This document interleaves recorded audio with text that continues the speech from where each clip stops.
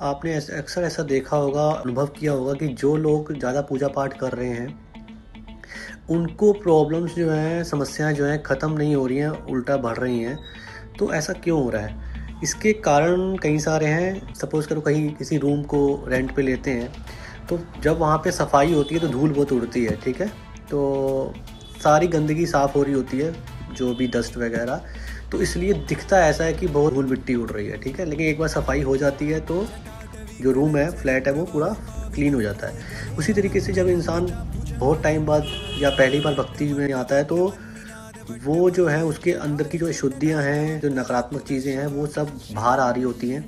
तो वो दिखती हैं और दिखती हैं, वो ऑब्ज़र्व होती हैं। दूसरा एक रीज़न ये है कि जब हम भक्ति करते हैं तो भगवान ये चाहते हैं कि जितने भी पाप कर्म हैं वो जल्द से जल्द नष्ट हो जाएँ, ताकि भक्ति का अच्छा जो इसको प्रभाव है वो मिलना स्टार्ट हो जाए।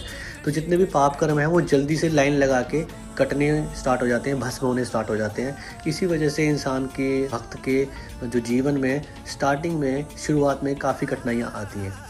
दूसरा रीज़न ये है। तीसरा रीज़न ये है, अगर आपकी कुंडली में पितृ दोष है या कुछ ऐसे दोष हैं आपकी कुंडली में, तो सबसे पहले वो जो अतृप्त आत्माएँ हैं, जो पितृ दोष हैं, जो पितृ अभी अतृप्त अवस्था में हैं, वो जो है आपकी भक्ति का जो सारा फल है उनको स्थानांतरित होता जाता है। इसलिए आपकी भक्ति का प्रभाव या भक्ति का फल आपको नहीं मिल रहा होता है उस समय पर। आपको घबराने की ज़रूरत नहीं है, क्योंकि ये चीज़ें होती हैं और आपको धैर्य बना के रखना है और अपनी जो भक्ति को और ज़्यादा तीव्र करना है, ताकि वो जितने भी अतृप्त आत्माएँ हैं वो जल्दी मुक्ति पा सकें, पाप जो है वो भस्म हो जाएँ, ठीक है? और जितनी भी नकारात्मक चीज़ें हैं वो फटाफट भस्म हो जाएँ। जो 10 साल में आपको मिलने वाला था प्रॉब्लम, समस्या, वो आपको 1 साल में ही मिलकर सब कुछ भस्म हो जाती है चीज़ें।